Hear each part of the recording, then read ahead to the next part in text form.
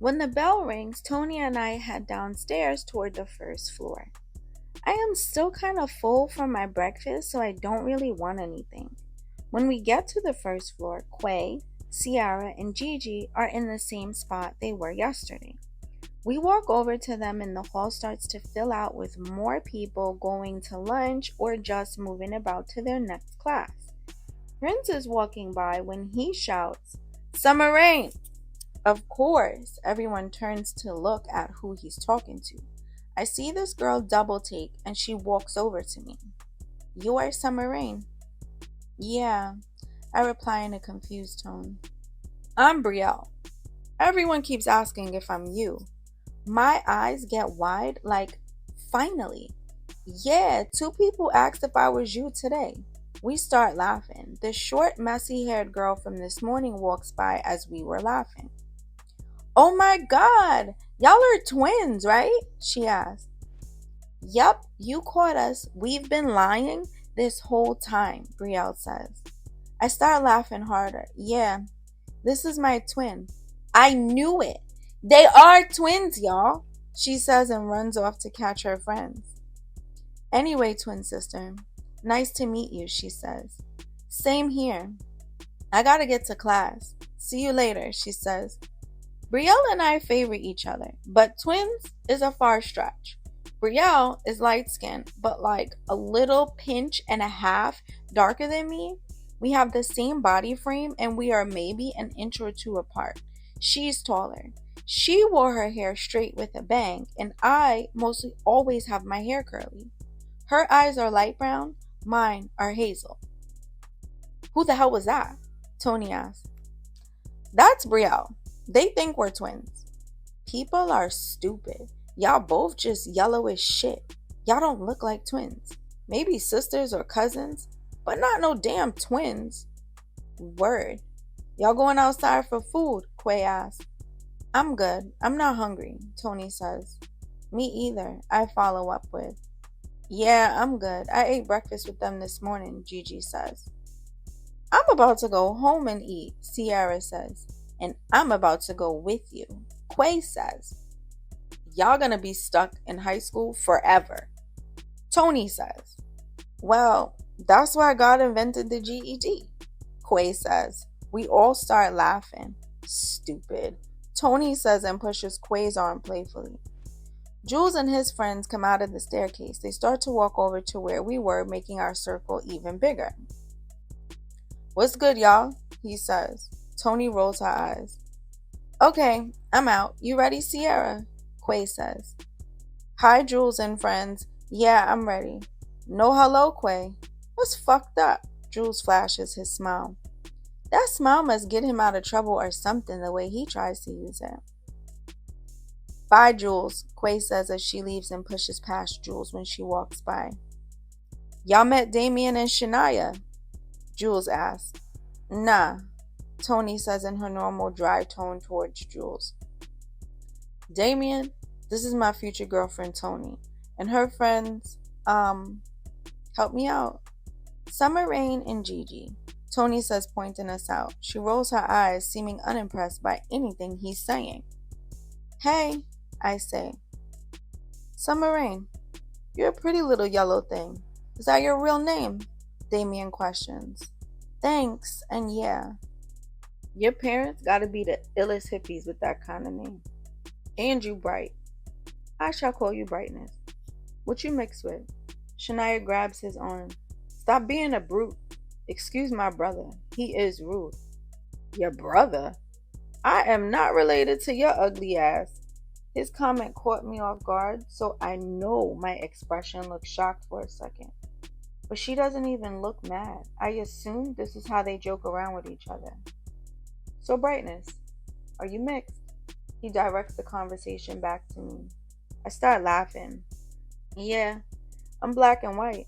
"Oh, it's pretty and has a sense of humor." "Okay, it's..." I had a very puzzled tone. Everyone starts laughing.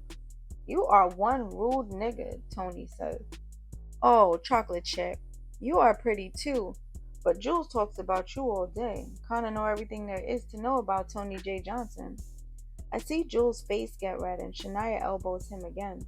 We spent the whole lunch period there laughing, and before we knew it, the bell rang. I don't want to go to my next 3 classes, so I'm going home, Damien says. So why did you stay for lunch? I asked. I don't know if your white side or black side is more dominant yet. I'm just getting to know you. I can't answer any questions. You might be a snitch on the low. I let out a subtle laugh. What is that supposed to mean? White people love calling the cops on black people. You may run to the dean.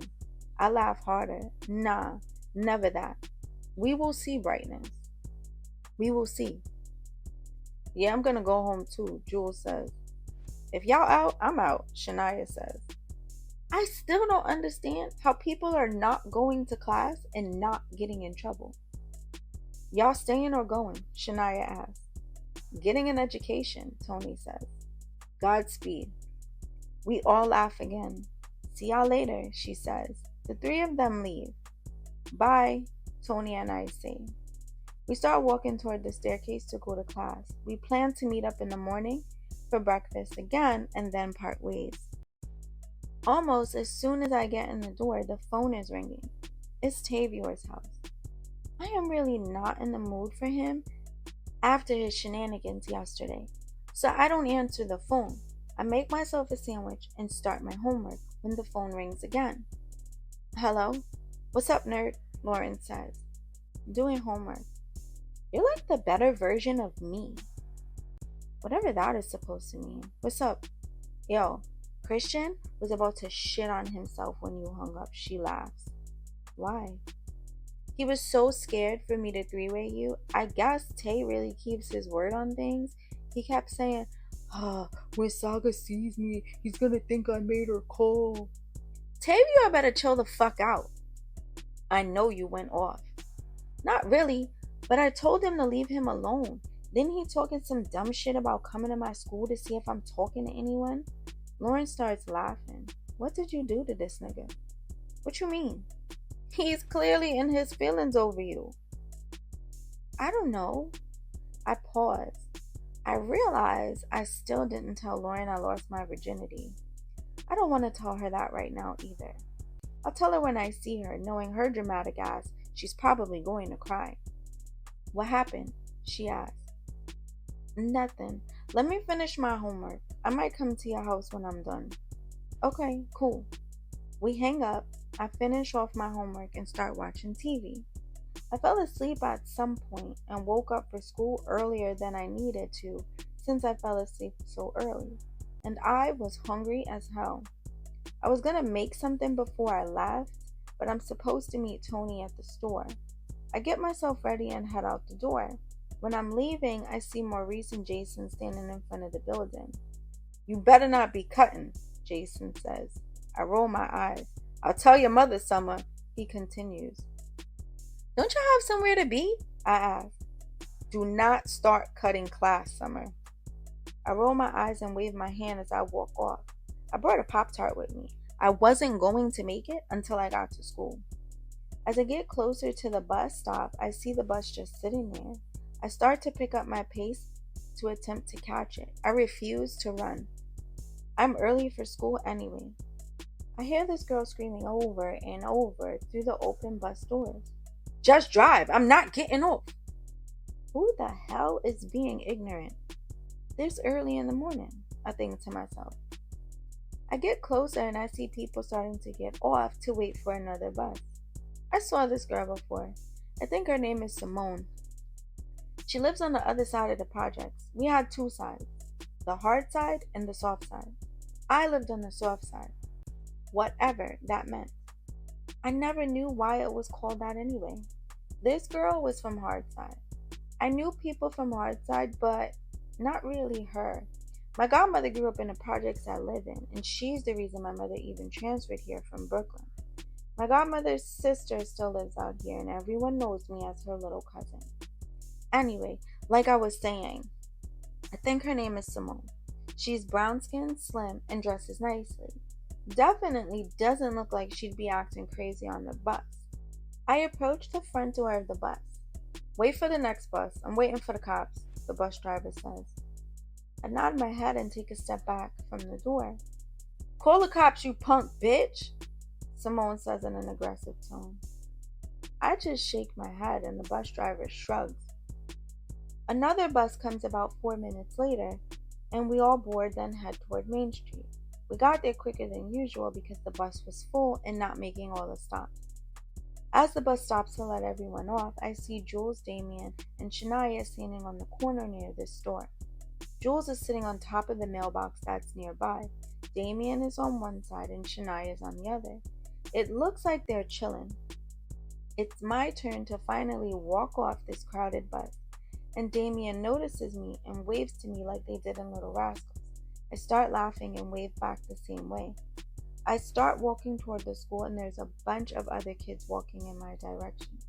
I start hearing a guy say my name, but I really can't see where it's coming from. I start looking around and I see Prince hanging out the passenger side of a black, tinted out car. Almost looks like the car the undercover cops drive. He smiles and waves as the car slows down.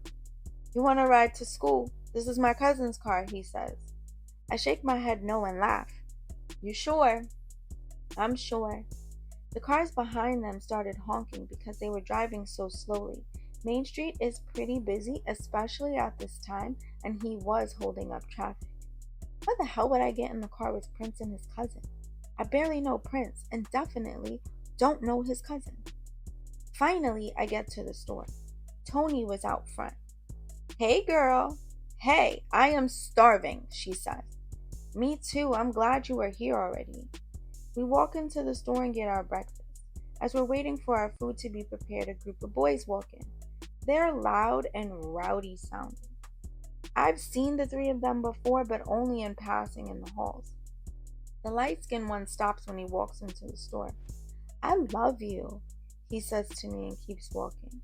Tony and I start laughing. What the hell? I say while laughing. Who is that? I have no idea. The three boys start play fighting and almost knock over the whole display of chips. The store workers start yelling at them, telling them to stop while bagging up Tony and I's food. The boys stop fighting and wink in our direction. Tony and I both shake our head and walk out of the store.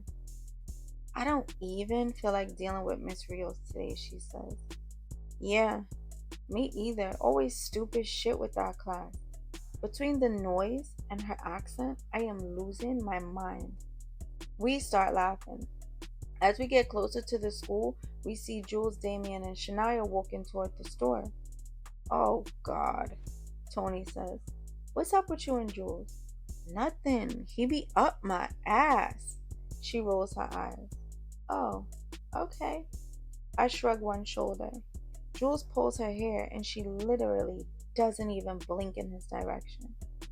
Chocolate always so angry, Damien says as they pass. We both start laughing but don't turn around. We get to the front of the school and it looks like one big hangout party. There are kids all over. The grounds of our school are huge and it still was almost hard to find a spot if you weren't going inside. We hear a voice calling Tony's name. We look and see Gigi, Coya, and Ciara.